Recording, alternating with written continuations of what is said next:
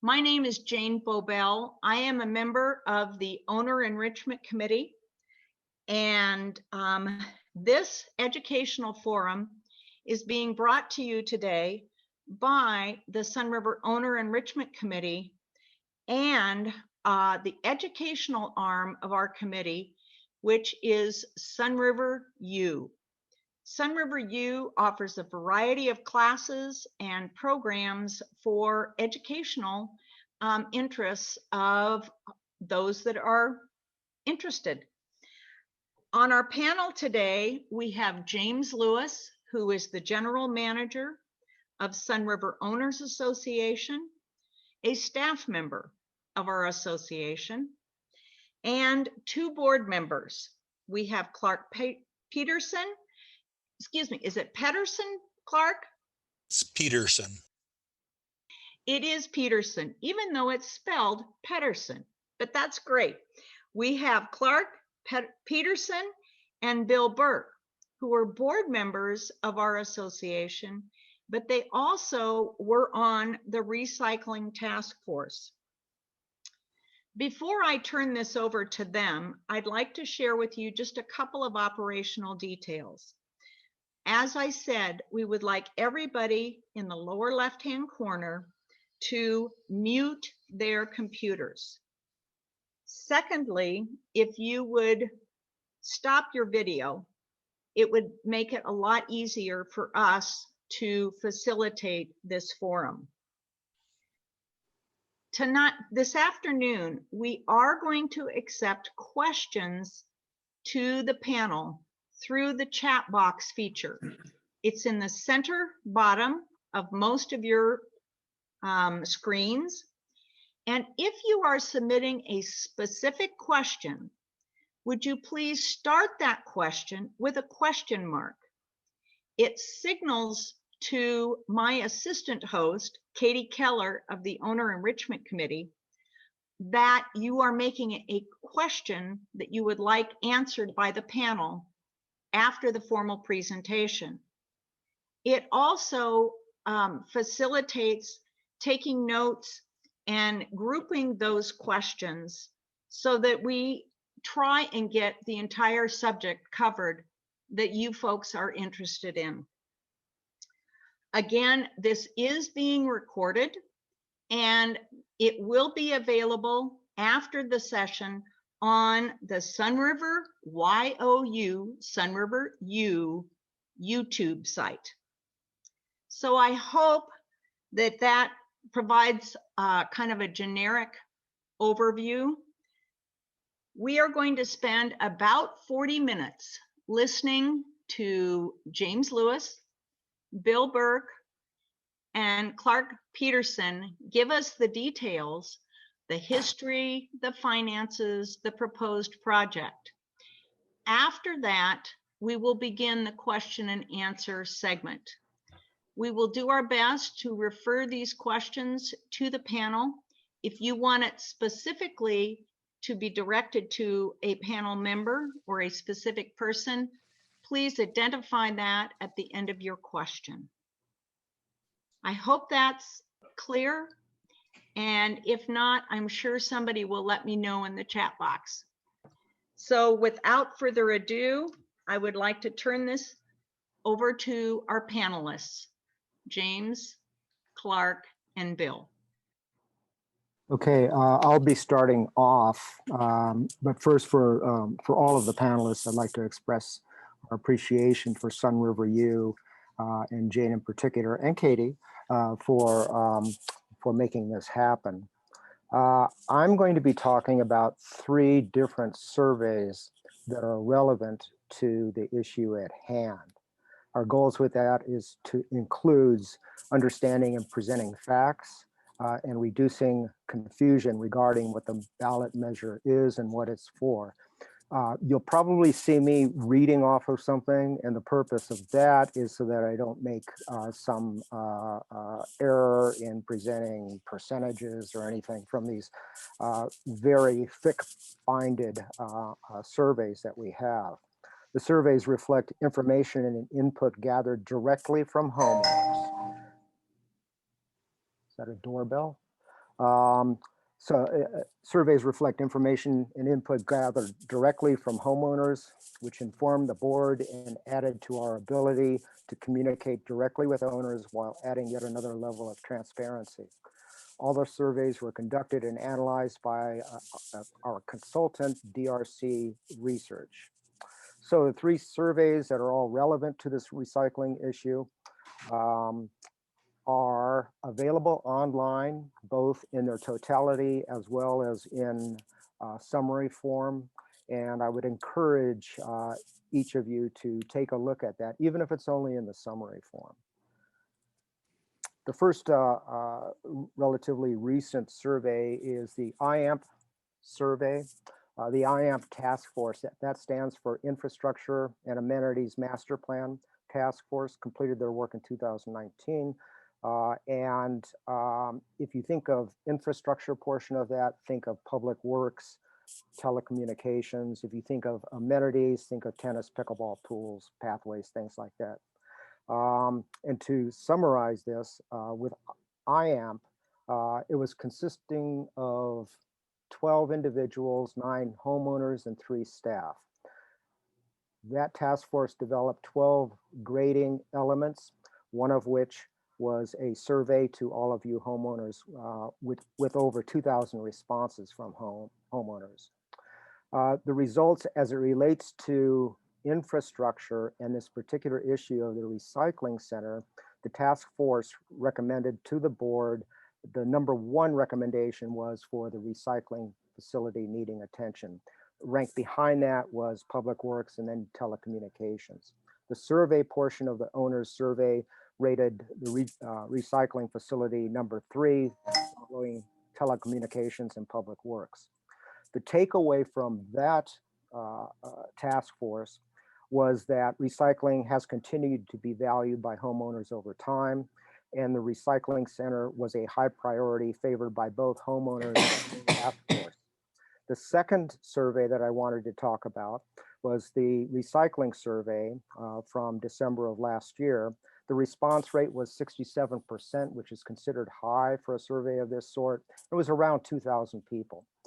The highlights and takeaways are that 88% of our homeowners subscribe to some form of trash service, 92% use the facility, and 68% of the folks who rent their homes advise their renters to use the facility. The most favored ranking or option from that survey was 40% for side yard. Of that 40%, 44% were willing to pay additional fees for side yard, and 56% of the respondents were not willing to pay for additional side yard. Of the willingness to pay,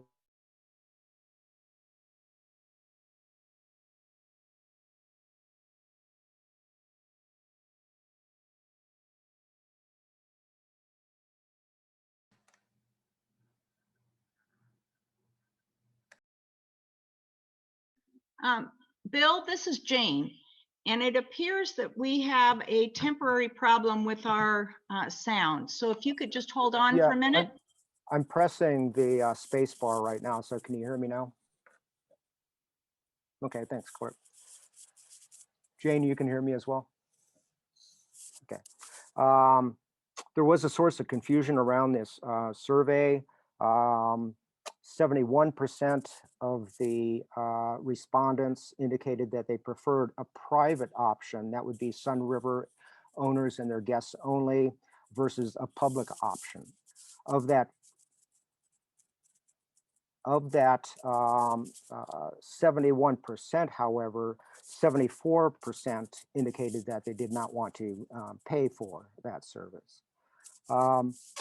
One takeaway from that task force survey was it raised the question that owners might not have been aware that the existing recycling facility has been open to the public since 2002. The third survey is much more recent, the Comprehensive Owner Survey in 2021. It included a handful of questions as follow-up to the Recycling Task Force report and survey. And that included the apparent contradictions in the private versus public options. Generally, in that survey, ratings on infrastructure and operations were good. However, the recycling facility rated poorest, 35% of the homeowners giving it a fair or poor rating. When asked specific to the recycling center in Sunriver, did you know that the recycling facility has always been open to the public? 72% were now saying yes, and 28% were saying no. When offered two options on funding for new or a renovated facility, 67% now preferred public with reimbursement from the county. 33% preferred private with potential funding through an assessment to homeowners or use of reserves in its entirety. Remarkably, nearly 180-degree flip in responses from the recycling survey. Our takeaway, or at least my takeaway, is we have better informed owners regarding the history and the status of private versus public recycling facility in Sunriver.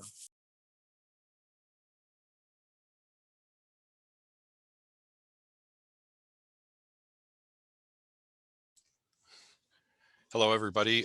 James Lewis, your general manager. I'm going to continue following on from where Bill left off and provide you a little bit of the history of how we got to this point where we're coming to a vote of the owners next month. And originally, the discussions started back in 2017 with the county and Cascade Disposal, who was the hauler. And it was regarding a lease for the existing facility, but essentially a lease to build a new facility. And that lease was actually going to come in, the payment would come in the form of a reimbursement. It's the same reimbursement that we're talking about now. But it was a new facility that would be built. It would be built by SROA with SROA reserve funds with reimbursement by the county and Cascade Disposal.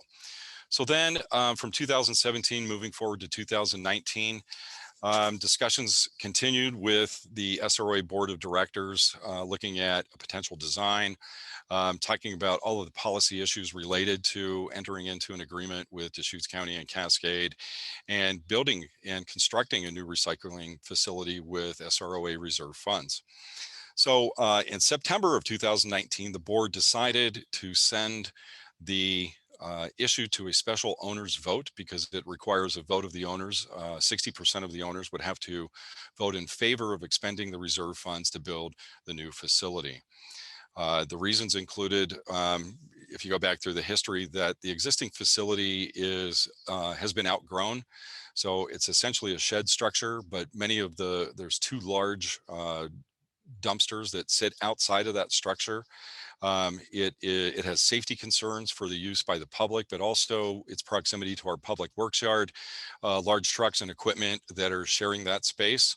It doesn't necessarily coincide with the public entering that space and not knowing that heavy equipment is there. We're also looking at anticipated and necessary public works yard improvements. Our public works yard has needed many improvements for many, many years. And so those were some of the reasons that the board decided in 2019 to move this to a special owners vote. In November 2019, after a lot of owner input, some opposition, the board withdrew the special vote. So that kind of left it in limbo until the discussions took up again in the summer of 2020. In August of 2020, the board created a task force with representation of both proponents and opponents. These were owners of the facility, and it included Deschutes County representative, the director of solid waste, and Cascade Disposal, again, who's the hauler. SROA staff also participated. And so essentially the task force was comprised of all of the parties that could provide as much information as possible, but also to have equal representation of views so that all the good information was coming out to inform the board so they could make a good decision. The task force I met a number of, I think it was 11 times.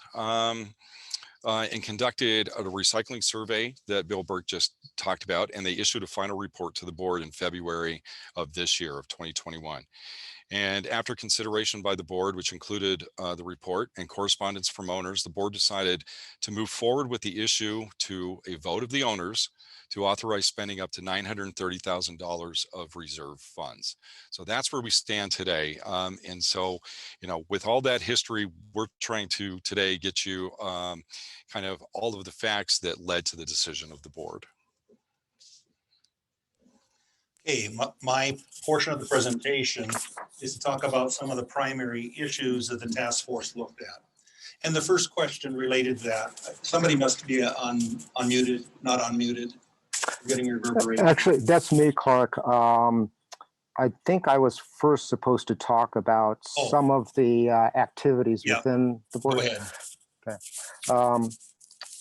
So following up on what James just gave you all on background, some of the options, alternatives, ideas, issues explored and addressed within those 11 meetings included the option of no recycling center, no new recycling center, a new recycling center outside of Sunriver. There was discussion regarding the current site, what could be done, what are the safety issues, what are the owner's interests, what is the future of the public works development. What is an analysis of current and historical tonnage coming through the recycling facility, differences in recycling services regionally, what non-residents and guests do at home versus what the requirements are here or what is allowable here. There was discussion regarding the history and future changes in the recycling market. Examples being, how have we all been misled on what exactly really is getting recycled, even though it might have that little icon on it. The China exit in 2018 in terms of taking our trash. Home shopping with the increase in cardboard there, exacerbated by COVID over the last year and a half or so. We reviewed multiple remote sites, whether it be Sunriver SROA property, private properties, utility sites. We did a site visit to the proposed location adjacent to the current recycling facility. Most members of the task force were able to attend that. There was significant discussion regarding mitigation, noise, safety, security, and appearance of the facility. There was a discussion around a European style with numerous small receptacles around Sunriver. And overarching all of this was adhering to existing rules and legislation for the state of Oregon. There was also a development around a bill through the House that has now gone through the Senate in Oregon regarding that could alter recycling well into the future or not. It's just not known at this point. All of that resulting in the final report that James referred to in February of 2021. Sorry for interrupting Bill earlier. No problem. As part of the task force, we looked at a number of issues. And the first issue is, why do we need a new recycling center? Some owners would prefer we just leave things as is. You're still not unmuted. Okay, there. Some owners would prefer we just leave things as is, but neither the task force nor the board saw this as a viable option. And the reason for that is the current location has several issues. We're dealing with safety, efficiency, and functionality. First, with its location in the middle of the public works yard, it's unsafe mixing heavy equipment and those who are recycling. Secondly, the moving and dropping of the heavy metal recycling bins that are currently being used damages the pavement, creating continual potholders, which affects safety of both our workers in public works and the recyclers who use the facility, and generates significant noise, which is disruptive to neighbors, and neighbors deserve some resolution of that. Third, its current location prevents us from securing the public works yard with lockable gates, which would be a good move for the future. And fourth, the public works buildings are scheduled for expansion the next couple of years to protect our fleet of vehicles and our investment in them and their life expectancy, and to increase efficiency, an issue that was high on the Sunriver IAMP survey of 2019. and that would require relocation of the current recycling center. So with that, there is a need to relocate the center, not leave it as is. Secondly, the task force looked heavily at side yard collection, which is an ideal way to handle recycling. The issue being in Sunriver, we're a little different than the normal community, and that in the normal community, what you see is curbside recycling. And most of us are used to that. With curbside, you take your recycling bin out to the street on the recycling day and retrieve them at the end of the day with the truck coming by and emptying it during the meantime. This is really not feasible in Sunriver. Renters cannot be relied on to be moving cans to the street and back into the enclosures. And many owners are only here part-time and may not be here on recycling day, making it not possible for them to be moving out the cans either. So the task force concentrated on what we would be looking at having in Sunriver, and that's not curbside, but where we would have side yard recycling. And in a side yard recycling, Cascade disposal workers will go to your trash enclosure, retrieve a recycling cart, which they provide you, empty it, and return it to your enclosure. And that, of course, has a much higher cost than you taking it out to the curb and them just emptying it on a drive-by truck. We learned from the December survey that the task force put out that most owners would only subscribe if the costs were around $15 per month. So the task force and the Sunriver staff afterwards worked with the county and Cascade Disposal to bring their costs down. And they have agreed to offer the service at a price below their costs. And thus, and in doing that, they limited their commitment to how many dollars they're willing to contribute to the construction of a new recycling center to a maximum of $600. The task force felt it was important, though, to make side yard recycling a viable and economical option for owners. And we're willing to have Cascade use part of their funds to subsidize, in effect, side yard. We understand that Cascade will offer the picking up recycling on a twice a month basis with one bin for commingled recycling, including cardboard, and possibly a separate crate for glass. They have indicated they will require that owners commit to a minimum of 6 months. So you'll not be able to turn it on and off weekly like you currently can with trash, making it very difficult for part-time owners to subscribe to that. Earlier on in our discussions with the task force and the county and Cascade, we thought they were going to allow that turning on and off. But because of their investment in both the bins and the truck, they need a reliable source of income. They will provide those carts in 2 or 3 different sizes, 32 gallon, 64 gallon, and 94 gallon, which is similar to a lot of communities. For some owners, there will be issues with the need to remodel their trash enclosures in order to fit side yard recycling. If an owner can get by with 1 garbage can and 1 recycling cart, you may not need to alter your enclosure unless the height of the cart is an issue or the size of your gate is an issue. The largest bin has a width of 29 inches, which is ½ an inch less than the door opening for homes that have an inside the garage room for trash, making it a little tight maybe to be pulling a cart in and out of that. The middle size width is 27, which is larger than the gate openings on many small fence enclosures.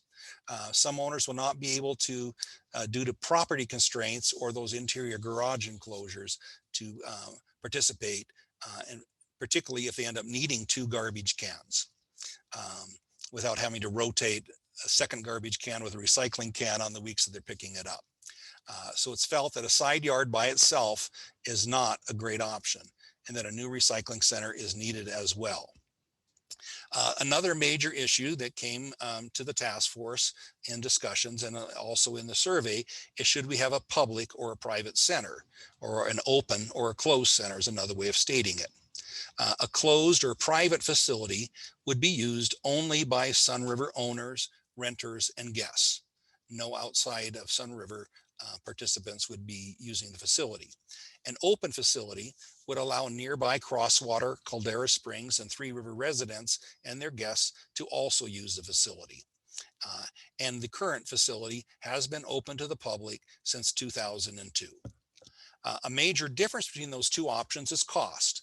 With a closed facility, Sunriver would pay most of the cost of construction with a possible contribution from Deschutes County and Cascade Disposal. In our discussions with them, they indicated they would be willing to contribute something, even if we had it closed, but never committed to us any dollar amount. Even at that level, Sunriver would be paying for the berms, landscaping, and design requirements to comply with the Sunriver Design Manual. And under a public option, the county would pay Cascade $40,000 towards Cascade's cost of servicing the center and emptying the bins.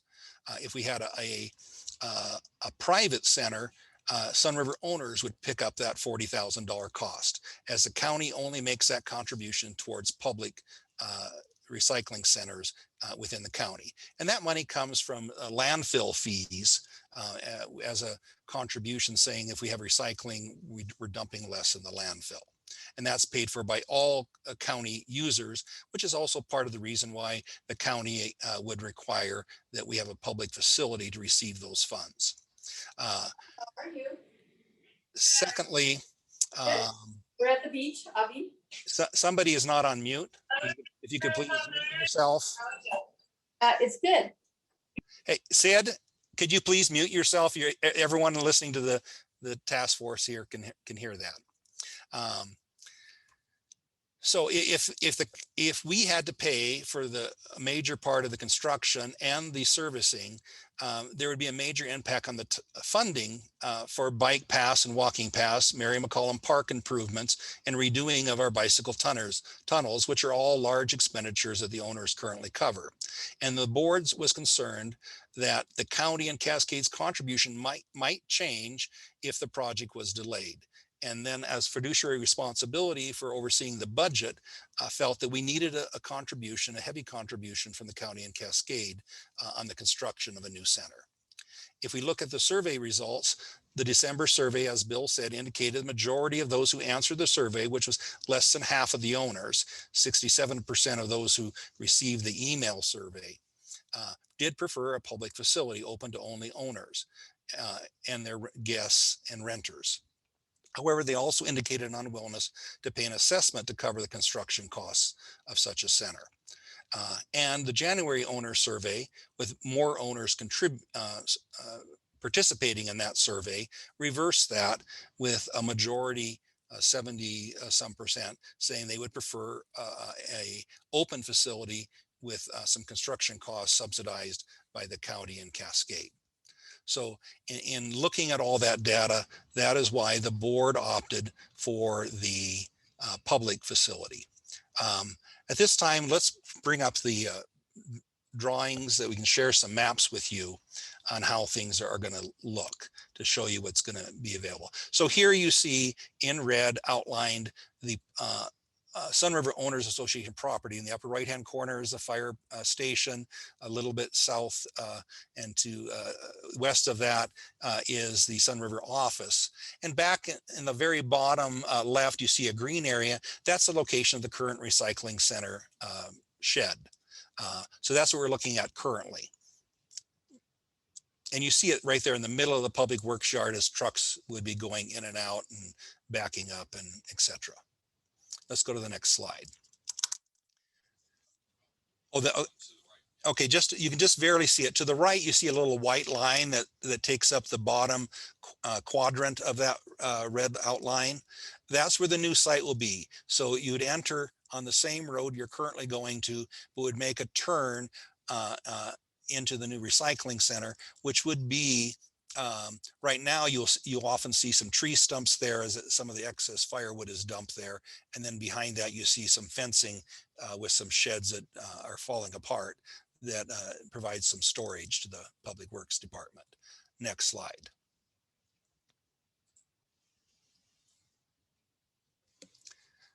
Okay, the next slide here is the changes that we're looking at in the public works yard in the coming couple of years. Circled in red is the new facility. But you'll also notice that over there in the left-hand side, there's a number of buildings in yellow. Those are future buildings that are planning to be built. The one on the far left is a cinder building that is currently under construction. That's in this year's budget. And the below there, there's two little red dots. The one on the right there is a current shed, which will be converted to some other storage uses once the center is moved. And then another shed attached to it on the left, which will be added in the future, again, for some additional purposes that you can look at the codes on. And then the large yellow building, the front half is kind of currently there, which is our public works facility and some shop. And then the red behind it where the arrow is now will be a new shed for our large equipment to protect it during the winter. So our new recycling center will come in on the same road, and we will have a one-way traffic that goes to the right and then encircles the facility and comes back out on the left-hand side. The yellow in the middle is the actual new building. And the square footage of that building is only 3,300 square feet. There's been a lot of talk about a big, huge facility when actually it's no more larger the square footage than the typical home in Sunriver. And the height of the building is limited to 30 feet, like all buildings are in Sunriver. So this next, and one more comment, going back one more slide, is on the side of it is a cement pad on each side that you see kind of in those white squares. That would be cement versus pavement to help protect the apron. So then let's go to the next slide. This is the diagram.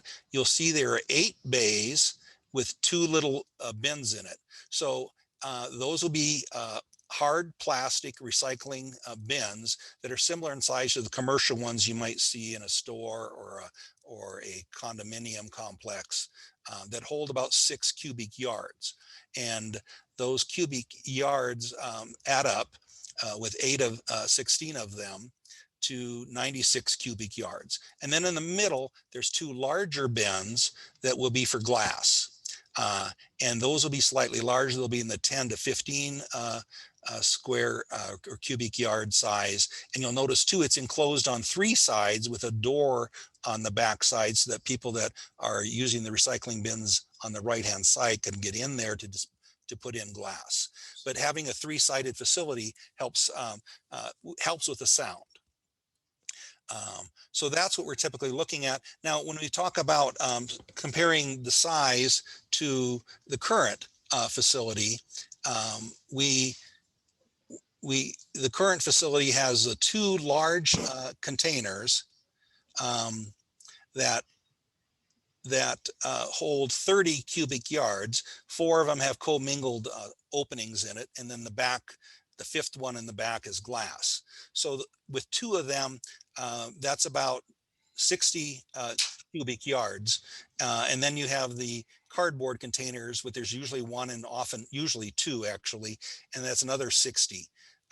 So there's about 120 cubic feet there. So the new ones will be 126 cubic feet plus the glass. So we're not enlarging it a lot from the current size. One of the thoughts, of course, is that the side yard recycling, depending on its popularity, will take up some of the slack and give us some room for growth in the coming 10 years. As we looked at the data of what was available, the data was available from 2011 to 2019, and the recycling volume went up 29%. However, it was the cardboard that took up almost all of that. Cardboard went up by 320 some percent. Commingling materials, the plastic and paper, went up, and this is by weight, went up just slightly over that 10 years. And the glass went up slightly, most of it all being cardboard. So we think that a facility smaller than this runs the risk of us building something that's too small.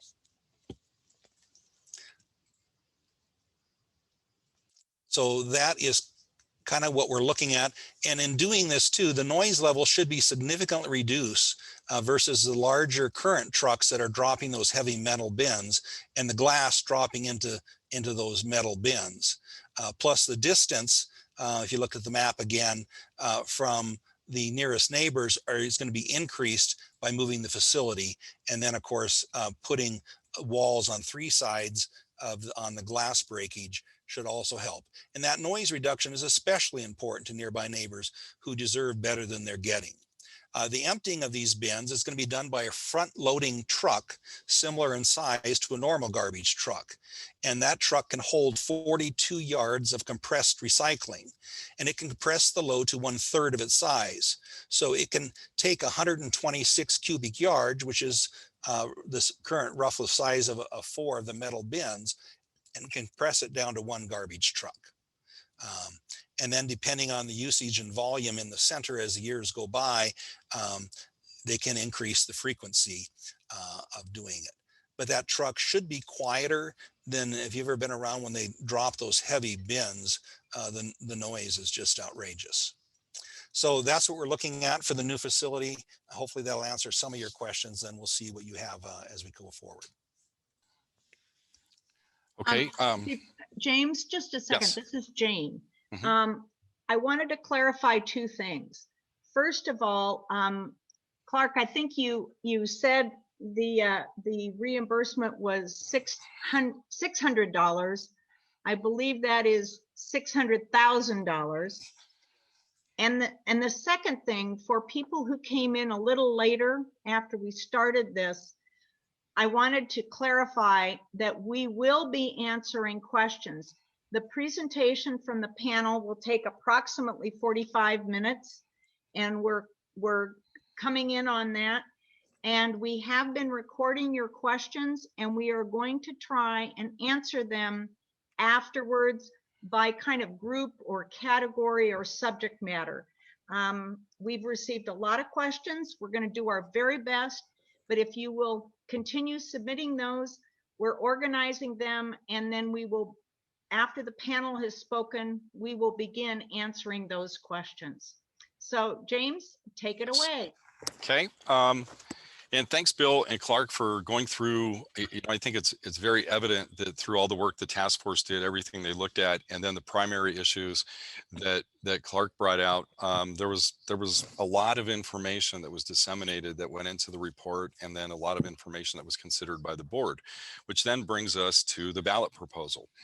So again, following the presentation to the board, the final report in February, in March, the board took action to forward this ballot measure to the owners for a vote. And what it does, as you have heard, it authorizes spending up to $930,000 of reserve funds toward the new facility. And many of you are wondering, where does the $930,000 come from? Well, that is a cost estimate provided by a contractor in the spring of this year. And so again, that's based upon current labor costs, current materials costs, and it also includes items such as the landscaping berms, all those things to mitigate the impacts that could be associated with this. That ballot measure, though, was contingent upon an agreement with Deschutes County and Cascade Disposal. And again, that agreement, which I'm going to talk about here in a minute, was finally executed on May 24th with those 2 entities, which then allowed this ballot measure to go forward. So that brings me to the agreement with the county and Cascade Disposal. I should probably start out by saying we executed the agreement with the county and Cascade Disposal, but all the provisions therein are contingent upon an approval of the ballot measure by the voters. Again, it takes 60% of the voters to vote yes on the measure. If that does not go forward, the agreement with Cascade and the county is moot. It's as if it never existed. So the main thing to point out in the agreement with the county and Cascade is that SROA will always own the property and own the building. the $600,000 reimbursement is approximately 2/3 of the cost of the building. That reimbursement will occur over the initial 5 years of the agreement. So they will be paying us, it's Cascade that will actually pay us $120,000 per year. So after 5 years, we will be paid back that reimbursement amount per the agreement. However, the agreement requires that the facility be open to the public for a period of 10 years following the opening in order to obtain the full reimbursement. So essentially what they're doing is they're paying us in the first 5 years for 10 years of keeping the recycling facility open to the public. Ultimately, SROA can, within the agreement, we do have the ability to close the facility to the public and have it be the owners only, or SROA could close the recycling facility altogether. However, if SRA were to do that in the initial 10 years of the agreement, that would affect the amount of reimbursement that we can actually retain. So the reimbursement, the full $600,000, would be discounted in a pro rata manner for each year less than 10 years that we kept it open. So we do have that flexibility to have control over the facility, but it comes at a cost balanced against that $600,000. If we decide to, under that agreement, if we decide to switch gears and have it solely for the use of SROA, that would also come at operational costs. And again, those are not entirely calculated out now, but the Deschutes County, as Clark said, pays Cascade Disposal to the tune of $40,000 a year to provide service for the recycling facility. That is to do all the pickup of the recycling materials. And the reason why, in negotiating with the county and Cascade was that it be open for 10 years, is that they didn't merely want to be essentially paying for a new building for SROA. There was a commitment that if they're going to pay us substantial funds, then we need to keep it open for recycling for a period of time. However, notwithstanding SROA's change of use of the facility, if we decided to do so as I described, if the county decided to do away with the recycling need, let's say something changed within the recycling industry, or something switched policy-wise at Deschutes County, for whatever reason, SROA would keep the full reimbursement amount and is under no further obligations of the agreement. So there would be no repayment of the reimbursement, and we would continue to be eligible for reimbursement regardless of when the county terminated, whether it was in year 1 or year 10. So again, if they back out of the agreement, we still benefit to the full tune of $600,000. Now, if we get to the end of 10 years and SROA has gotten its full $600,000 reimbursement, the 10 years of obligation to keep the facility open to the public, SROA at that time can keep the facility as is. We can continue it as a recycling facility open to the public. We can change the use and keep it as a recycling facility only open to SROA. Again, I'm just pointing out there's operational costs there. Or we can close it as a recycling facility in entirety, and we can repurpose the building for any future uses that SROA needs. Now, what is most logical is it's adjacent to our public works facility. It has large bays, and so it would be logical that it could be used with our public works yard. Again, it's not an office building. It's not that design. So again, those are the basics of the agreement and the reimbursement to SROA and the flexibility that we have at the end of the 10 years. So now, moving on to the timeline. If this were to be approved, if the ballot measure were to be approved, and again, these are estimates because as we get into the design and the land use permitting process, there are appeal procedures that are available to folks. What I'm looking at is formal construction designs with the architect would take approximately 120 days.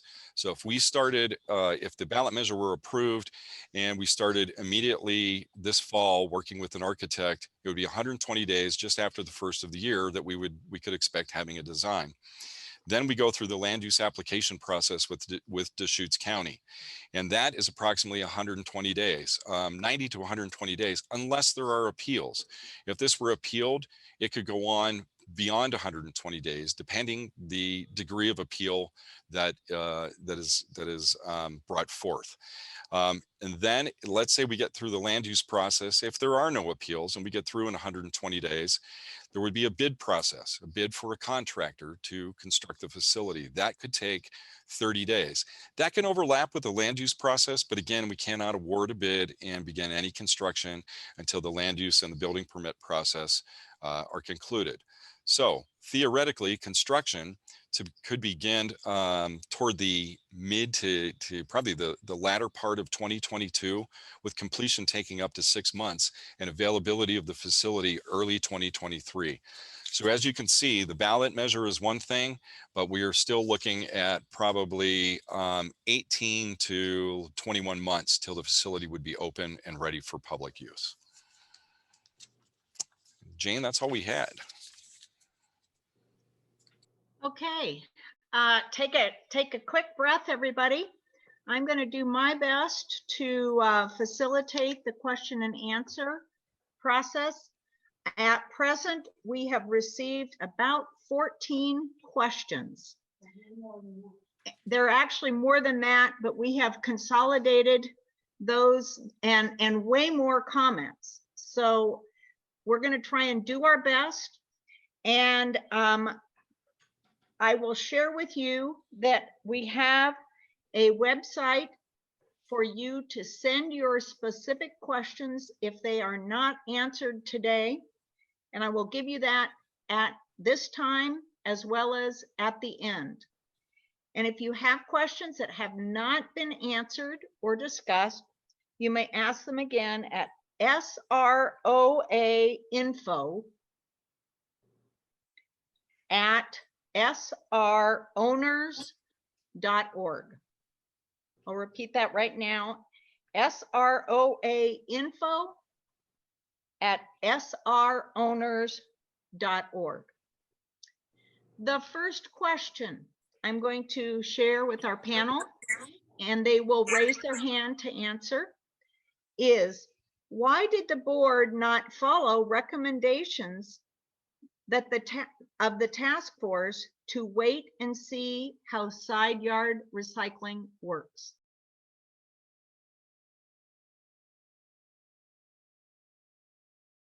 I'll try to answer that some as a board member. In looking at the discussion on the day that the board approved putting the ballot out, one of the concerns is that no matter what happened, we're going to need a new recycling center.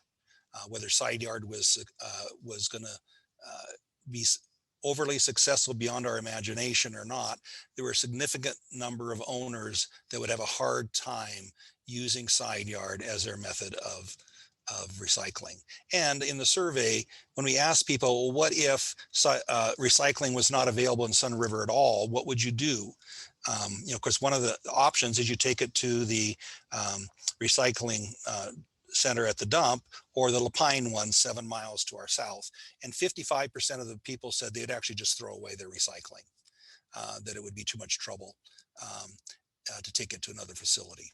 So we felt that we needed another facility and that the size wouldn't change much if we delayed the project and it just put off having a new center for another 6 months or longer. Clark, I would add to that a couple of things.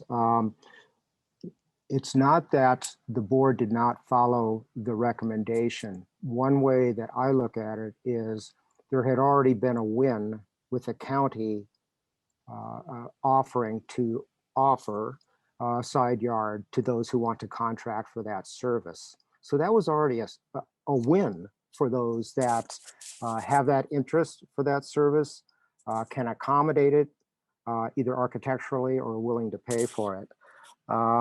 Secondly, I think that while Clark and I are relatively new to the board, board members have mentioned that they've been working on this and discussing it at the finance committee and within the board for years and years. So I think that there was some interest in moving forward in any event rather than discussing this for continued years and years. Okay, thank you, panel. The next question. Cascade Disposal needs to spend about $750,000 to satisfy their allowable profit margin their allowable profit margin requirements. If the measure fails, will it be spent to subsidize or improve side yard recycling? Partly in our discussions with the county and Cascade, there was no mention of an exact dollar amount that Cascade needed to be using. The discussion was that Cascade, of all the trash franchisors in the county, was at the top end of the allowable range for a profit. But because they're at the top end, the county would prefer that they spend that down by supporting recycling. There was no commitment that if we didn't build a building that they would use it to subsidize side yard. They were within the allowable range, but at the very top end instead of at the middle or the lower end. Is there anything else anyone else would like to add? And they did agree through the work of the task force and the board agreeing with it also to, instead of paying us potentially more than 600,000 for building the center, to restrict their contribution to 600,000 and thereby offer side yard at lower than their cost. But we can't dictate to them what they do. They're a private company, and then they are franchised by the county. Okay, thank you very much, Clark. If we had side yard recycling, would we even need a new recycle center?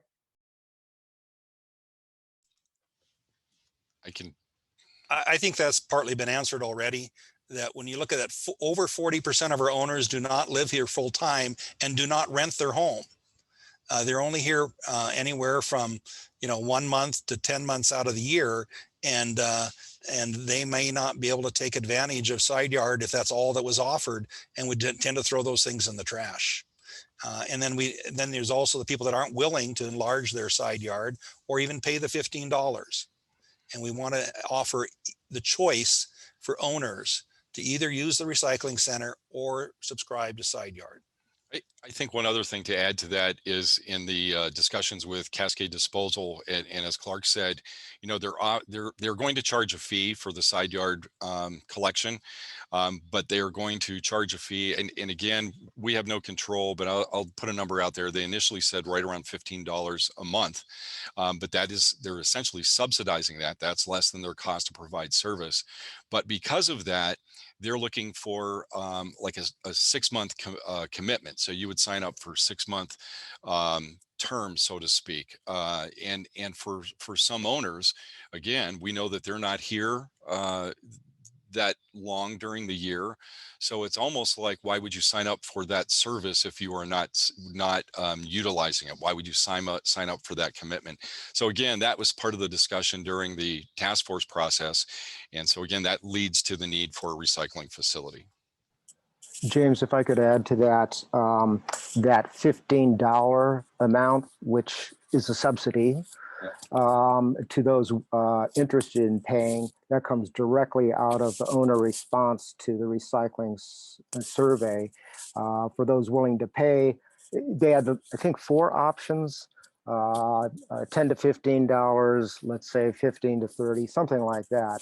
And of those that responded, 81% said that they would be willing to pay at the $10 to $15 amount.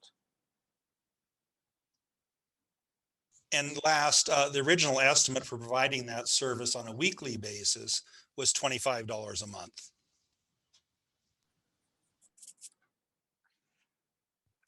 Okay, I'm going to move to the next question. When and why was the recycling center open to the public? I will jump in.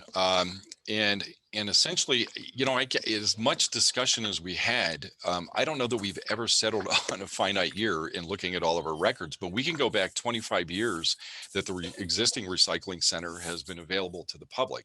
And the why is because it was a request from Sunriver, SROA Sunriver owners, that there be a recycling facility in Sunriver. Because if you go back about 25 years, or even longer, recycling was really in its heyday, and there was a contingent of owners that made the request to the Deschutes County.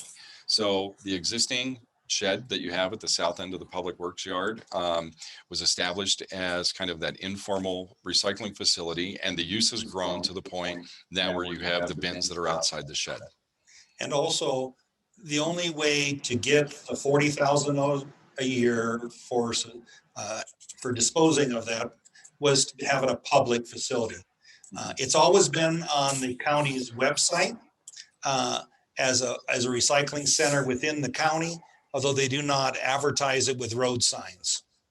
And our understanding is that will continue with the new facility if it's approved.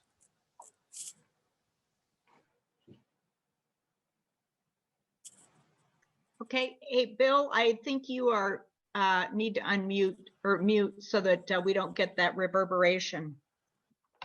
Apologies. That's okay. That's why we're working as a team here. Can side yard recycling be subsidized? It would encourage recycling.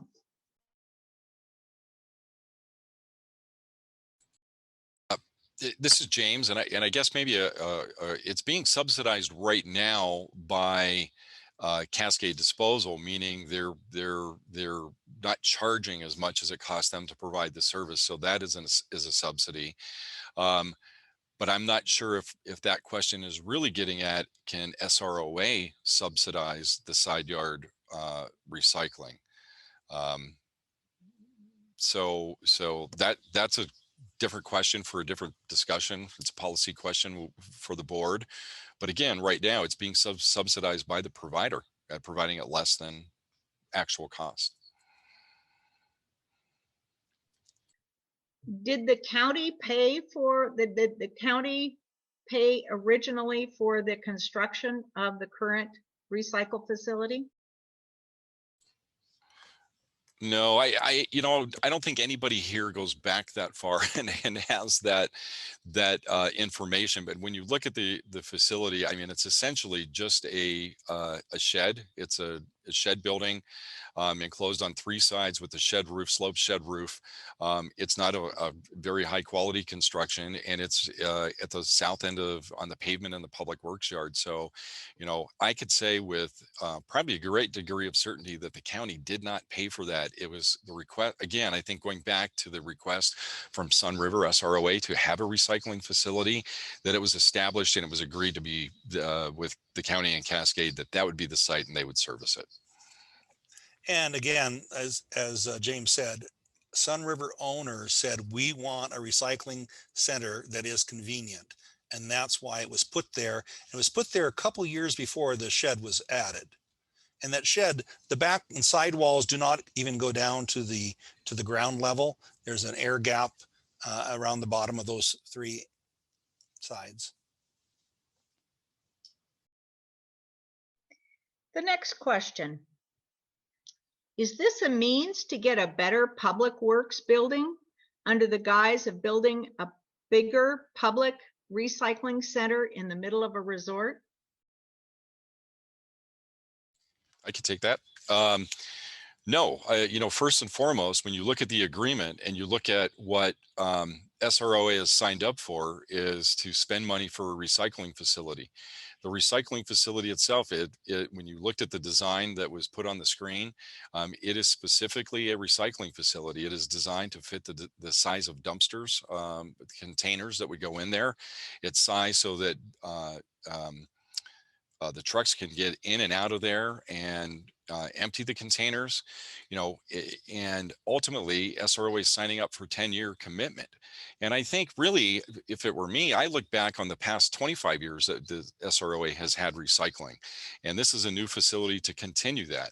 So with the 10-year commitment, like I talked about earlier, there's flexibility at the end of that 10 years for what SRO wants to do with that building. It could be repurposed for a public works facility, but that is not the intent. The intent is specifically for a recycling facility.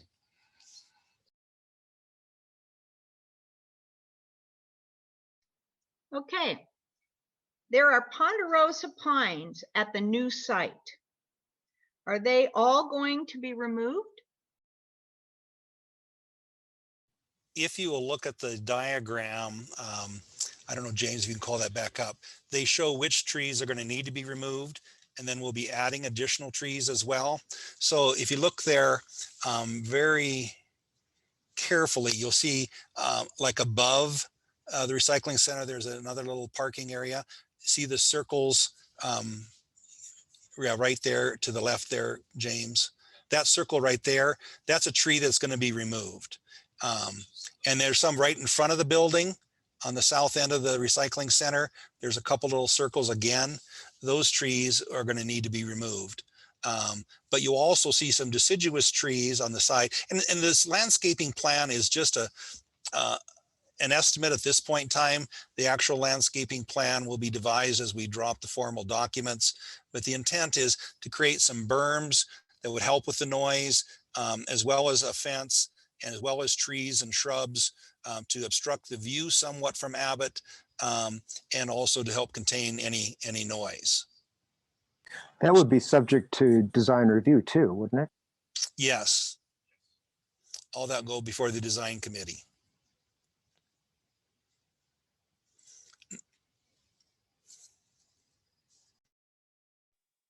Okay, I'm going to move to the next question. It is my understanding that a survey was conducted that tried to document the percentage of recycled users, homeowners versus general public. What was the breakdown of those disposers, and how long was the study conducted?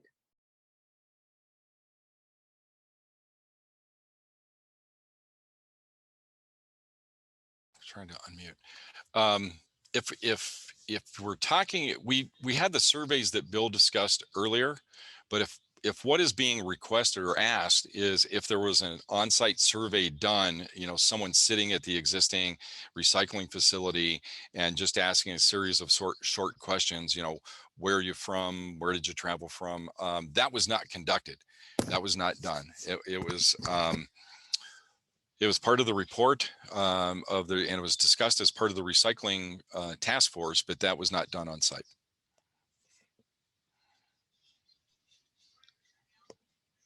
Will it be listed on the county's website as a recycling center open for the public? Why wasn't that done?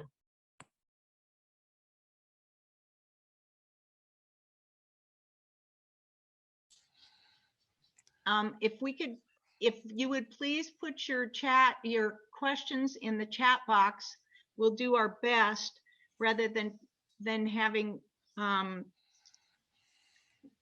everybody kind of start asking their questions. Thank you, Suzanne.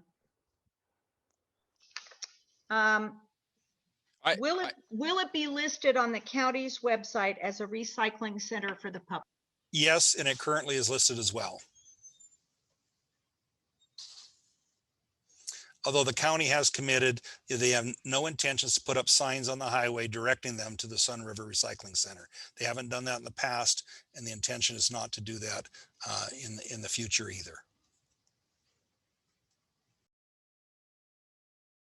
The county has said that they will be talking with the trash hauler serving Lapine South County about the potential for expansion of curbside recycling in that portion of the county, which could or could not affect who's coming in from the public.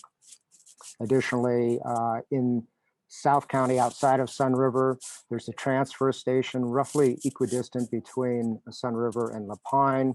And inside Lapine, there is a recycling center similar to ours. Kind of following along with the question, the previous question that I asked, why wasn't a survey done on the specific users of our recycle site?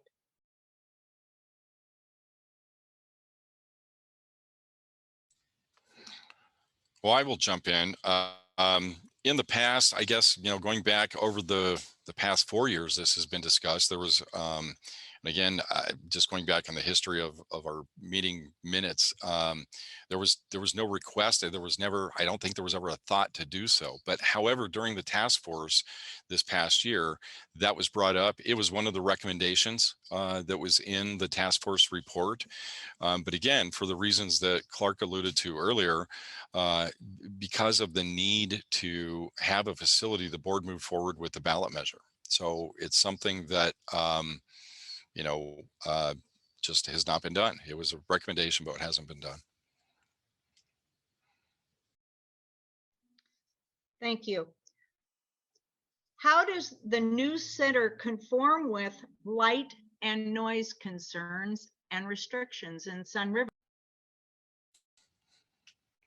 Well, I'll jump in on that. As I was talking to all of you about the land use permitting process through Deschutes County, there's also the SROA design review process that will need to be adhered to. So there will need to be plans that are submitted to the design review committee. Those plans will have to conform with all of the design requirements that each and every one of your homes has to comply with. So any lighting, for example, would have to be directed downward and shielded so it's not visible off the property. There will be landscape plan that will be required. And as Clark was talking about, a big part of this plan will be mitigation of views from surrounding properties.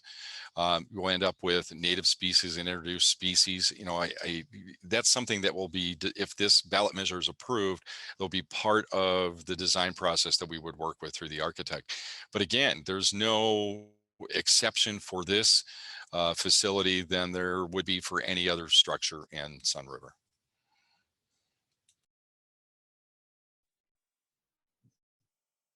Do we know how much recycling is being thrown away rather than taken to actual recycling? No,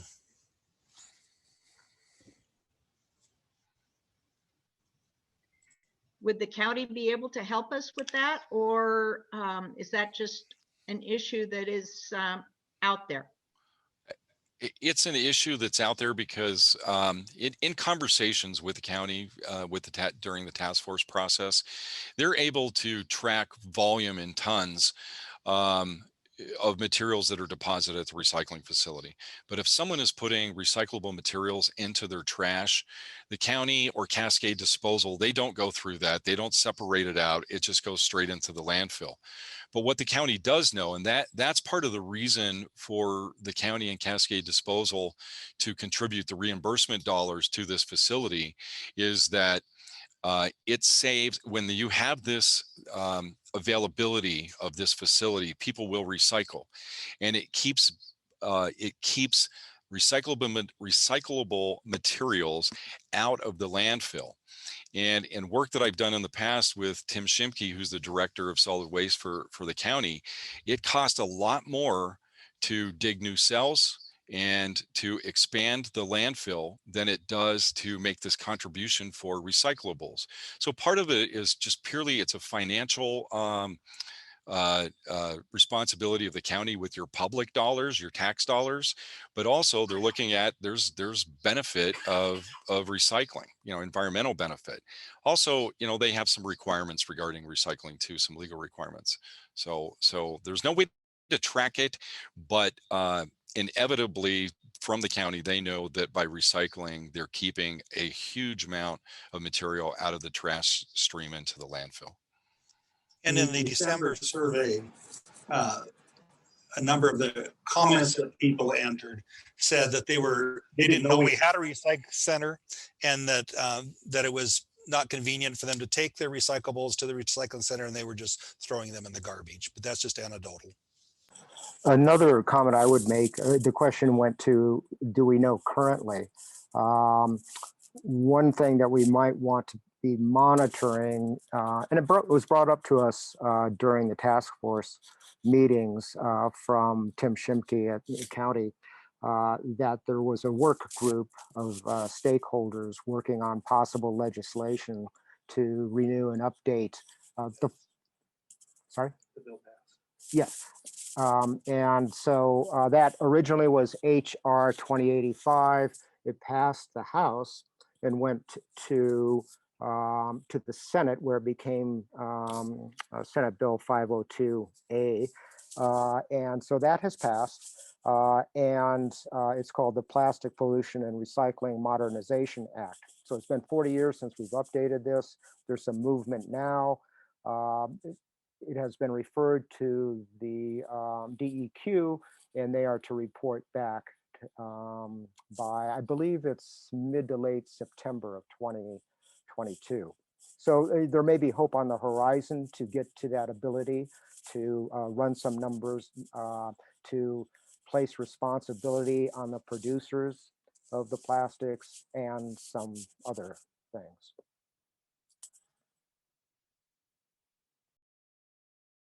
I'm going to keep us moving along. Thank you, panel. Will SROA be working with property managers on how to educate guests on recycling procedures?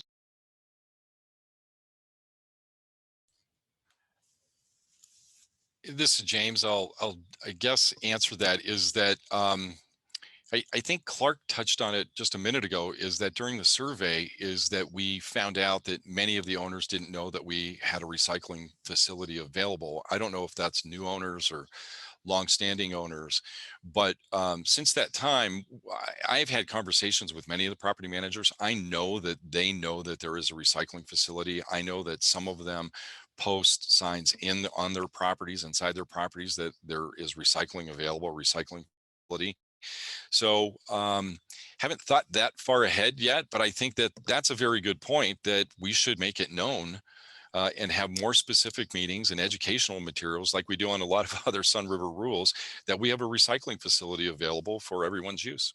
And there has been a brochure prepared by our communications department about what is recyclable and what is not.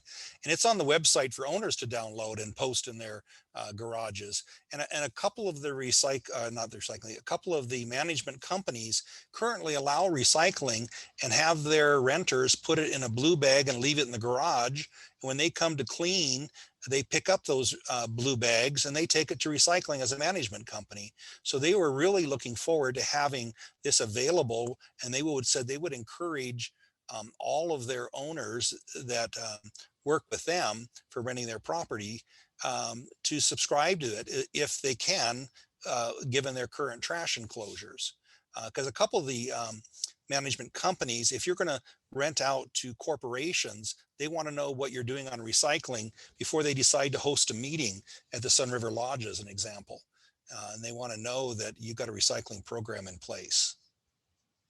And a reminder, again, from the recycling survey, that 68% of the homeowners who rent say that they encourage or advise their renters to use the recycling facility.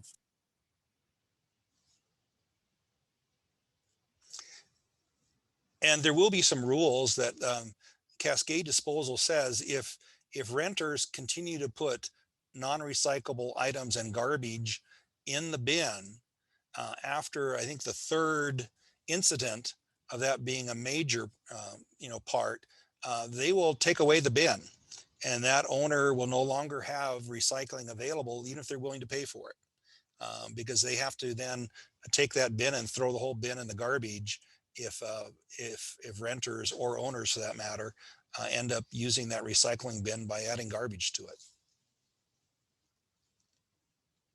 They'll give them some warnings, and then after 3 events, I believe it is, they'll take it away. Yeah, I think it was a version of the 3 strikes and you're out law kind of thing with ample warning, but with recurring problems. Different type of nuisance property, I suppose. But you could lose that ability to contract with them.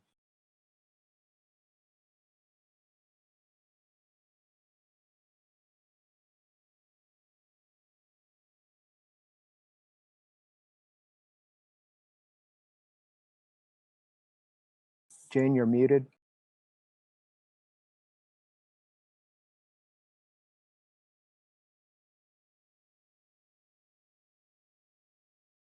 Jane, you're muted if you want to ask the next question. You're still muted. Okay, I'm going to go with the old-fashioned way there, Clark. What are the standards for new enclosures for side yard recycling?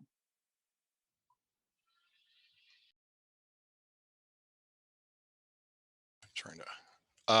As far as standards go, right now we have not altered any of the standards in our design manual. The standards that are currently in place have not been changed. Part of that depends upon, and we could consider changing the standards, but part of that depends upon the size of container that Cascade Disposal wants to use for their side yard recycling. With the task force work, we've looked at various sizes of containers. I think Clark talked about those a little while ago. Some of them would be trouble getting in and out of the door of a garage. Some of them would stick up above the top of the fencing, the screening. So once we get that definitive size from Cascade Disposal, that would potentially be this fall. Could look at, how does that affect folks' ability to keep their container inside the enclosure? Do we need to adjust our rules? Do we need to have some interim period where, and again, I'm just thinking off the top of my head, interim period where they can keep a container in there that sticks over a few inches until such time as they have the ability to adjust their enclosure? Or do we need to adjust the size of our enclosures in our design manual? So again, not yet thought of, but I think that's something that's forthcoming. Also, too, the 3 sizes, the largest one is 46 inches tall. So if you have a trash enclosure that's 4 feet tall, you will not have a problem with it sticking up. Now, a few people have kind of a lean-to-y type cover that coming down over their trash. They might have an issue because the lean-to portion might hit the can, the recycling bin, and show it. But currently, the rule is that the trash enclosure you have has to cover and from view your trash containers. And we may try to look at, helping people with some preliminary plans or something like that. We first are waiting to see if that this passes, and then as we work towards it, you could see some more information. And there's also the issue of some homes' trash enclosure cannot be architecturally altered. The enclosure might be built around for living space, garage, all of that.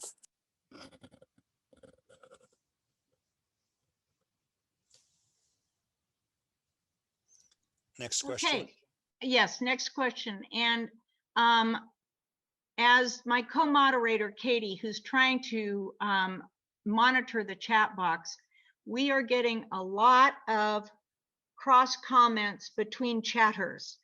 And that's one of the reasons that we specifically asked our participants to help us by putting a question mark in front of their question for the panel. So we're having a great deal of difficulty. We've probably received, I would say, in excess of 100 comments and questions. And to try and facilitate that is quite a challenge. So if your specific question isn't answered, I will just apologize and say I'm trying to do the best I can to monitor as well as read all the chats. So I'm going to go back to one that was received at 4:42. And I'm going to just read it. If the current recycling system is outdated, how much money is currently reserved in the reserves. When the reserve funds are decided for need, they are for specific items. To say that there will be no assessments for a new center is rather disingenuous, because it will be taking funds from other projects to pay for this one. Eventually, an assessment would be needed to be, I apologize, would be needed to be made for those whose funds were redirected. How can it be that no assessment will be needed? Okay, the current reserve fund holds $17 million. That's been accumulated over the years from owners' yearly contributions. Now, part of that is we established, maybe about 10 years ago, that we needed to build up a fund that would cover the replacement of all of our existing facilities. So every couple of years, there's a special study done on what all of our roads, our buildings, our trucks, any piece of equipment worth more than, I believe it's $3,000, is put in a schedule with a lifetime expectancy, and then looked at how many dollars do we need to replace every one of those when the time comes. And right now, I believe our numbers, we're about 40% of where we need to be. And it's been the board's goal to build that up to 70% is considered fully funded. So each year there is a list of capital projects that either come partly from the reserve fund or partly from the New Year's dues that are committed to either building new buildings, or bike paths and walking paths, or replacing the ones that need to be replaced that year. So a $330,000 contribution, if that's what it ends up being, if the county gives us $600,000 and the cost is in fact $930,000, we can work that in. To say we can pull out $930,000 would have us to make, we'd have to make some real choices about, do we not put a couple $100,000 into Mary McCollum Park? Do we not put a couple $100,000 into adding to our bike paths and walking paths? Do we not build a new bike tunnel, which we need to be replacing throughout Sunriver over the coming decade? We can work in 330,000. It seems like a big number, but we can work that in, but we can't work in 900,000. And when we asked the owners in the survey in December, the task force authorized, if they'd be willing to have an assessment, which $150 per owner, $140 per owner would generate 600,000. They said no, they would not support it. So either we have to get the money from the county or take it out of the reserve fund or not do it.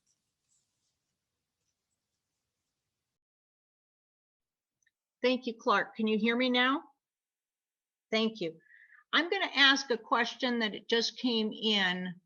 What is the main concern with non-residents or guests using the recycling center? There's been quite a bit of chatter on the chat box about this. So can one of you help us out here?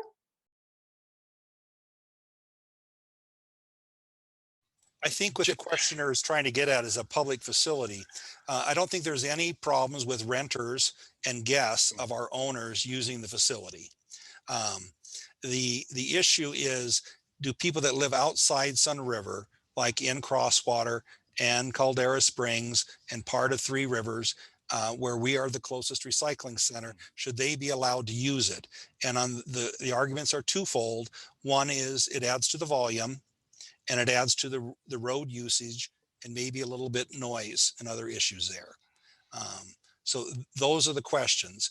And do we allow that in exchange for the $600,000 in contributions and the $40,000 a year in the servicing? And the board has decided that they think that's a worthwhile trade-off.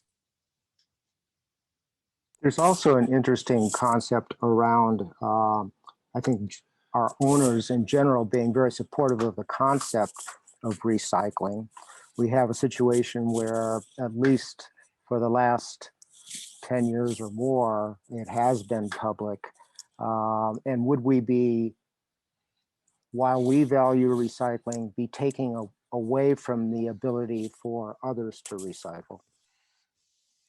And last, the county does intend over the next year or so to get those other communities to also offer either curbside or side yard recycling that would help reduce the volume coming from outside the area. And some of those people actually do go to the Lapine Transfer Center. But if I could add to that point right there is that, you know, again, I mean, and some of this is anecdotal, working with the county and Cascade Disposal, and just thinking of human nature is, you know, there's kind of that dividing line. You're either north of halfway between the two facilities, or you're south. And if you're south, if you're closer to the county's transfer station, you're going to go there just out of a matter of convenience. If you're north, you're going to come into Sunriver. And just looking at traffic impacts and the number of people, will that increase? Sunriver is substantially, the properties in Sunriver are 99% constructed. It's built out. So we're really not going to have that much more development in Sunriver. We could have more people using the facility. And in the Three Rivers area, in the Oregon Water Wonderland, et cetera, many of those that have sewer systems in that area are also substantially built out. So the volume increase could potentially be more people wanting to recycle, but the potential over and above what we have today, people that could come here today, is really, you know, not existent. So it's pretty finite. It's just more people that are already here using the facility. And Caldera, there's a Caldera expansion. Forgot about that, but that's it.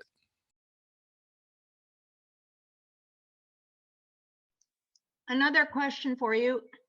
How are we going to prevent users from throwing trash into the recycle bins?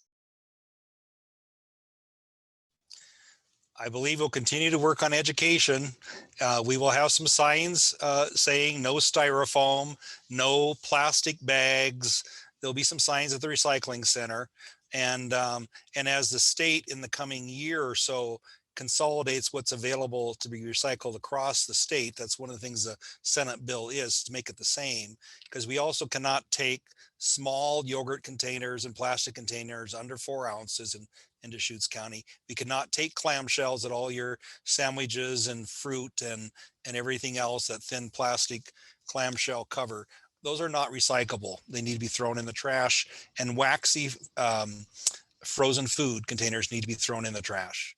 That's what makes our, along with just household garbage by some people, makes the potential for a whole bin to be thrown in the trash. Our current thing, I think the number was, if more than 10% is non-recyclable items, that whole metal bin that we all work to fill is taken to the dump. Yep. And it's frankly, it's our staff, our public works staff, that is responsible. While Cascade disposes and empties the containers, it's our responsibility for the existing facility, a new facility, to keep that area clean. If we see any materials that are not recyclable, there is a dumpster on the side that we're responsible for putting those in. So there's still some work by our staff, but you know, for the most part, people really know what can be recycled and can't, and it's just the infrequent user that feels the need to dump their household garbage in the recycling facility. And I'm not sure if that particular question was going to the proposed facility, or if it would be related to home recycling, because we may be having that same problem in both situations. So as Clark was saying, continued education, future oriented with SB 502. Maybe we can get somewhere, but there isn't an immediate ability to respond on that. Can Sunriver close the new facility to public after 10 years without a penalty? Yes. Yes. At the end of 10 years from opening, per the agreement, we will have received our full reimbursement, and our obligation to leave the facility open to the public or for recycling at all, it goes away. If we do close it, we'll be responsible for the $40,000 cost emptying the containers, or whatever we negotiate with Cascade Disposal. Could be more, could be less. Or if we decide that recycling, we're not going to, a policy of the board, which is right now we're working opposite that, or to close it in entirety and repurpose the building, then owners are left with a side yard, or they're going to put it in the trash. And see, and that's what we're trying to, this whole purpose is get away from. If Sunriver is paying $40,000 per year to Cascade, why is it open to the public? Why are they We are not paying it. paying us? We do not pay it at the current time. And as long as it's open to the public, we will not need to pay that amount. That is a contribution from Deschutes County to Cascade to cover that cost. And it's coming out of the landfill fees that you pay whenever you use the landfill. And they pay that to every public site in the county. They do not pay it to any private site, like the one you see at Black Butte.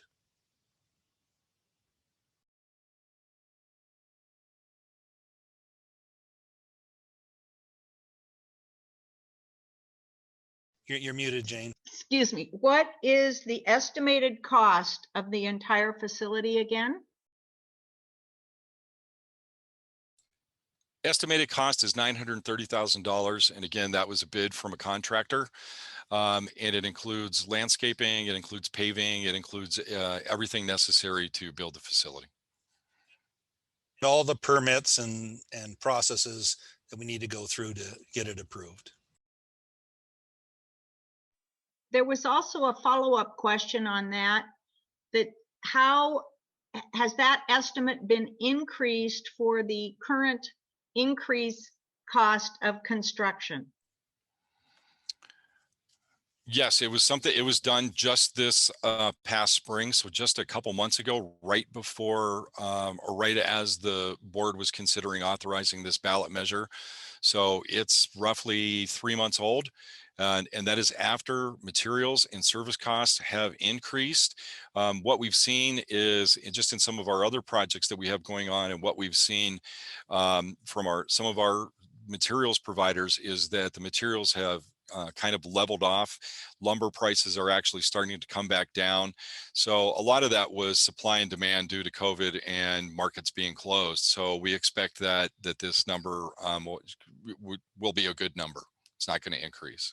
And also it includes a contingency fund above the actual cost of construction, as all of our projects do.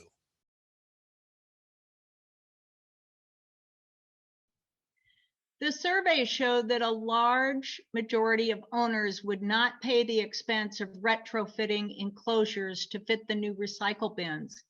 What other option is there besides A, doing nothing, or B, having a larger, safer recycling center? Well, for those people that would like to have side yard recycling, and Clark mentioned this a little bit ago, is that what we've toyed around with, and we know that there are some folks that will not be able to fit the bins inside their existing enclosure, is that could we come up with a standardized design that we were able to distribute to owners that would say, if you construct or modify your existing enclosure to these dimensions, that we could potentially streamline the review process through our design committee, and that it would be of a size that would accommodate both your trash cans and the recycling enclosure. Again, some of that is dependent upon what size bins or containers Cascade Disposal would like to use.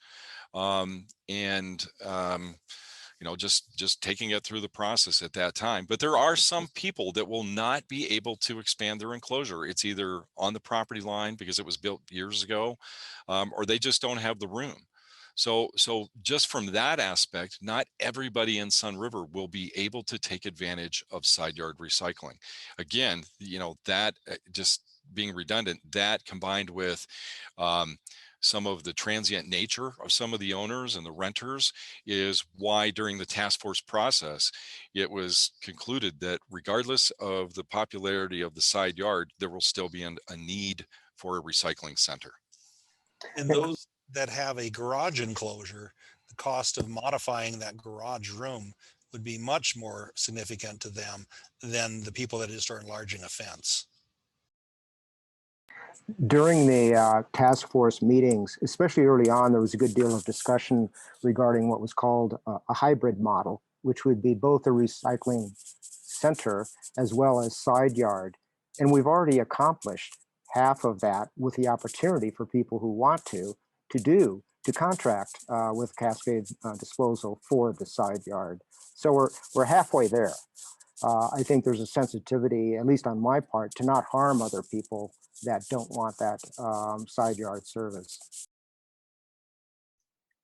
One follow-on question from this subject. Do we have specific data for the 4,400 properties in Sunriver? How many will not be able to accommodate a larger recycling bin? Do we have any percentage? Well, from the recycling survey, there was a number where 42% said they could not. But we're not sure how many people actually went out there and measured their trash enclosure and looked carefully at the dimensions of the choices of the recycling bins. So no, we don't know. And yeah, and from our design review data and our files, I mean, some of these we're going back, 30, 40, 50 years, and those are paper files. It would be, I'm just saying for thousands of properties, it would be a monumental task to go through and determine that.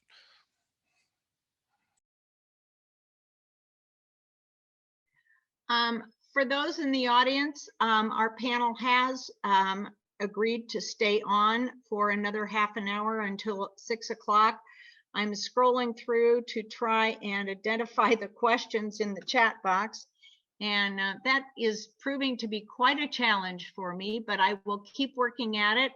Let me see. Here's one. I apologize. Will there be a gate so it can be locked at night, like after 8 o'clock? As we work through the design, that's and overall operation, that's something that we will discuss and talk about. We think initially it would be a good idea to gate it to keep people out of there at night and just establish here's the recycling hours, early in the morning till a certain time in the evening, and people become educated and they know that's when it's available. Some of the issue with that though, if you think about it in reverse, you get people that pull up there that are visitors to Sunriver, they're renters. They don't know the hours. They know they're attempting to recycle, and they launch their stuff over the fence. And in the morning, it ends up being a mess. It ends up being, that our staff has to clean that up.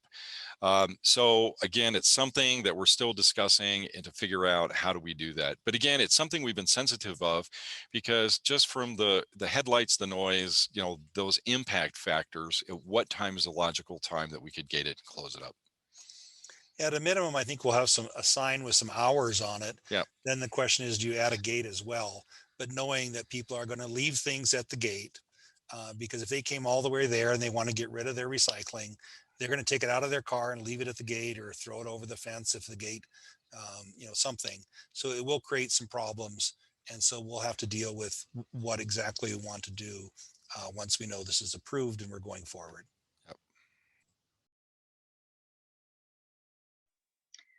If the current ballot measure were to go to defeat and SROA owners were to reach a solution to have side yard recycling, could we then discontinue the current SROA recycling center? It's something the board will have to take up if the measure does not go through. What is the alternative? And at the current time, we don't see a lot of options. So side yard will be happening. The county and the Cascade has committed to that. So regardless of how this vote goes, side yard will go into place. But that's something the board will have to look at if people choose not to support this. And so what would people do that choose not to do side yard if they have no recycling center, will they take the drive to the transfer station or to not landfill? Who knows? There might, we could very well be creating more of a non-recycling atmosphere if we close it in its entirety. The December survey said 55% of the people said if we did not have some facility in Sun River, they would put it in the trash. So I'm going to look at it from another perspective too, is, there are multiple reasons why we're moving forward with this ballot measure and looking at a new facility. And, as the general manager looking at providing public works services to all of the owners in a community, we also have a public works facility that the existing facility is essentially located right in the middle of. We have an existing roundhouse building that we've been using. It was a former sewage containment facility back in the old Camp Abbott days. I don't know if anybody knows that, but that's where we're housing staff, and it just doesn't work. So I'm going to look at it and make recommendations to the board. What do we need to do for our public works yard improvements, and how does the existing recycling facility factor into that?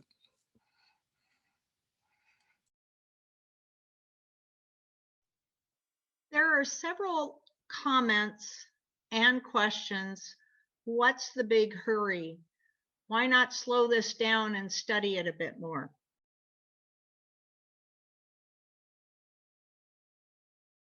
Well, I mentioned earlier that this has been a matter of discussion within previous boards for any number of years, depends on who you talk to, but at least for the last 5 years or so amongst the Finance Committee folks.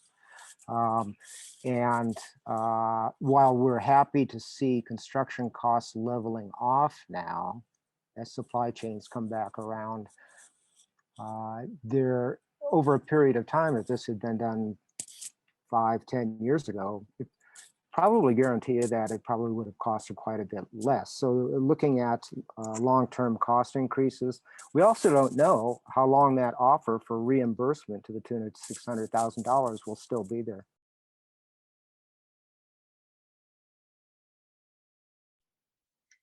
Many homeowners and participants today have commented about public-private use.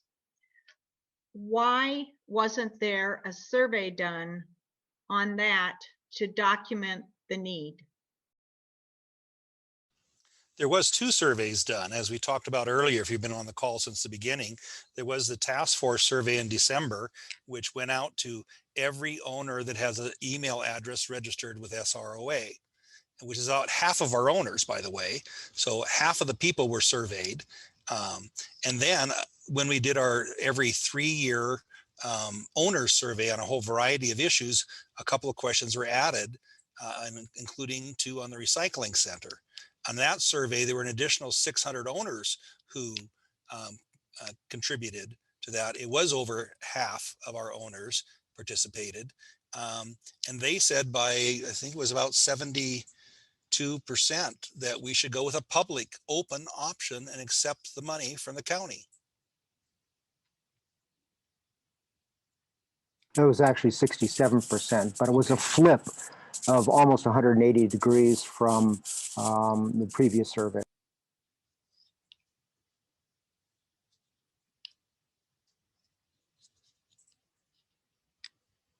As I said, I'm cycling through the chat box to try and get the final several questions. So hang on just a second, team.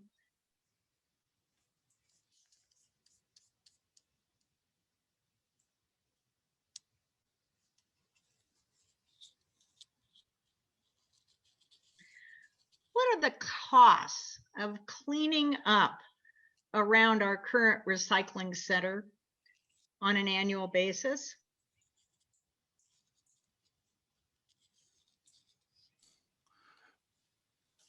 If what is being asked is for our staff time to pick up recycling materials bags that are left.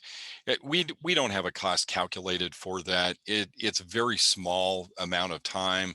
It's essentially staff, public works staff, that if there's a bag or or cans that are blown out, something like that, it's basically just a policing of the area for a short time periodically throughout the day if there's an occurrence. But essentially, I mean, again, I mean, I'm applauding most folks, bring the right recyclable materials and they deposit them in the bins. It's really just during the busy times of the year, like this upcoming weekend, 4th of July weekend, that we will experience a huge volume of material. So it's really not a lot of money. Yeah, it's probably what, a half an hour to an hour, maybe 3 times a week. Yeah. But they don't clock it in and out and create a separate line item for that. And James was able to negotiate with Cascade as part of this agreement that when they come to empty the new bins in the new recycling center, that they will take some responsibility for sweeping up around those areas and picking up some of the trash. So that was a big plus. The next question, why not have a recycling center for the most basic items only? Glass, plastic drink bottles, and cardboard, eliminating the fringe items. These are the most voluminous items which will reduce garbage at the home. That's essentially probably, in working with the county, that's 90% of what you get. The vast majority of the volume actually has been cardboard and paper. With in the past few years, with especially during this past year with COVID, everybody ordering from Amazon and doing their shopping online, they have seen their cardboard and paper increase dramatically. But they do have a mixed stream for cans and plastic, so you can, if it's side yard or here, you can deposit those together. It's really the paper, it's really the glass that needs to be separated out. So again, that's something that's it's something that's at the control of Cascade Disposal and Deschutes County. That's not at our control. Will the new recycling facility have signage to tell people what is allowed to recycle and what isn't? Basic stuff like plastic numbers, no containers that have had flammables, what level of cleaning, rinsing of glass and plastic is required, that kind of explanation. Short answer is yes.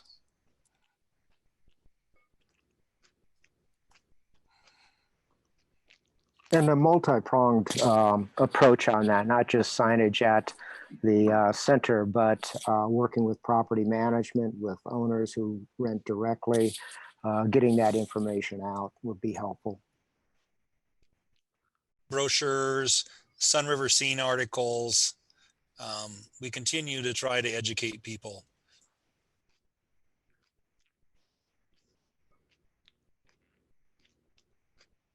Another question, can SROA meet with property management companies to reinforce the importance of adequate communication about side yard recycling with renters and guests? That 3 strikes and you're out scares me. Will all renters of our property be paying for the services?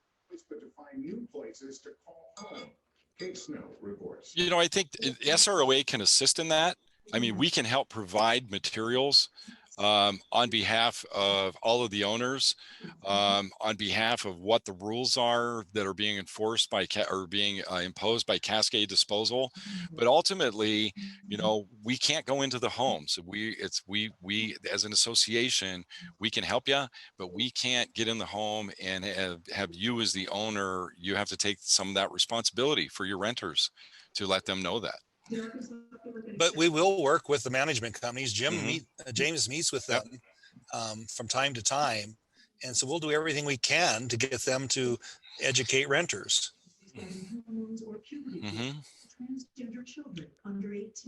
Somebody has it unmuted and we're hearing the TV news in the background. I'll try and ask another question. I guess we'll just talk over it for a minute. Why is side yard recycling the focused rather than curbside for Sunriver, like Portland, Seattle, and other communities have? As we mentioned early on, if apparently that person wasn't here early on, in Sunriver, when 40% of the owners do not live here full time, that many of them come and go for weekends, a week at a time here or there, a month in the summer, that kind of thing. Curbside recycling will create a mess of people taking cans out to the street and leaving them there for days, which does not fit our image of Sunriver that we all love and enjoy. So curbside is not an option. Our streets are narrow. They're not as wide as public streets. We have a lot of elderly owners that would have difficulty taking it out to the street, particularly in the winter, particularly early in the morning, before snow removal companies come by.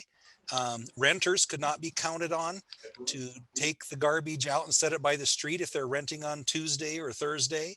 And the management companies might be managing 300 or 400 homes. So for them to go to each one of those homes and pull the recycling container out to the street and then come back later in the day and put it back, it's not feasible.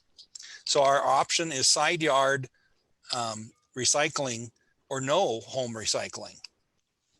There's also the issue that was discussed quite a bit at the task force of what makes Sunriver different. Sunriver is not the Bay Area or Seattle or Eugene, and that's why people like to come here. An additional issue is leaving trash cans out. Currently, we have the benefit of not having, usually, or very rarely, having animals get into the trash cans.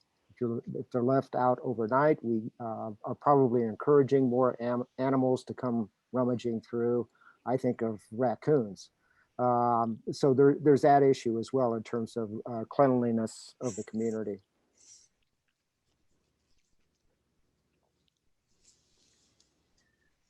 Specific question. My garage enclosure opening is 36 inches.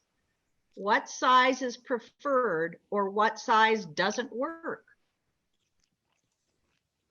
36 inches is wonderful. I went and surveyed 2 properties.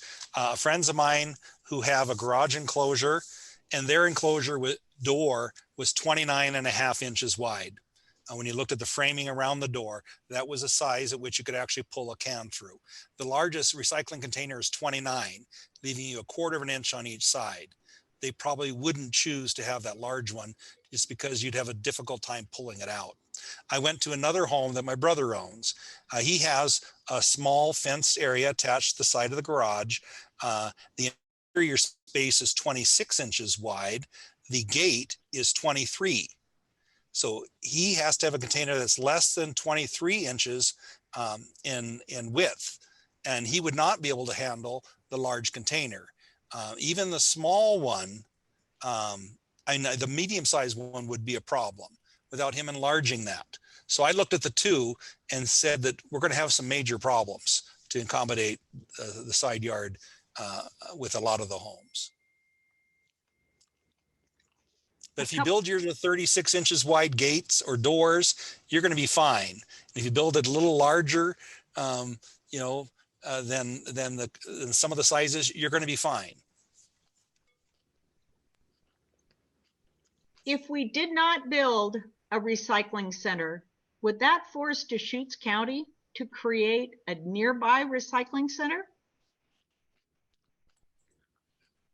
That was discussed actually at length with Deschutes County. And if you look at other areas within Sunriver, you look at other areas surrounding Sunriver, and it really just goes back to the availability of land and the zoning designation on those lands. There really is not any location for Deschutes County to build a recycling facility outside of Sunriver in close proximity to Sunriver.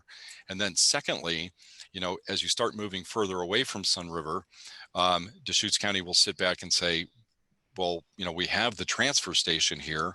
We're not going to build a new recycling facility only a couple miles from the transfer station.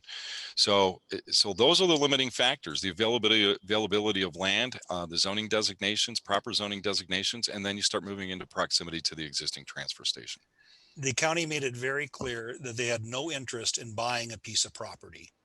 And so if we did not have recycling here in Sunriver, you would be going to Knott's Landing, the recycling center at the land disposal site, or to the one halfway to Lapine. Those would be your two options for recycling. One last question for the panel before I make my closing remarks and make sure everybody knows where to address their future concerns, questions too. Is there anything in your minds or on the discussion about improving the existing facility if this fails? Every shift, he checks in on local businesses in the downtown area. Right now, that has not been part of the discussion. And again, it goes back to, I think, discussion that started 4 years ago, is that the existing facility, when we call it a facility, it's a shed that has some bins, and it's then other large bins that are outside of that shed. So it's difficult even to call it a facility, other than that's where you take your recycling. And again, you have a mix of traffic of vehicles and pedestrians with our heavy equipment in our public works yard. It would not be practical to do any expansion of that existing facility on that location. And we continue now. Thank you. Thank you, panel. We really appreciate your time, your efforts, and your willingness to serve as volunteers, with the exception of you, James, as our board members and members of the task force.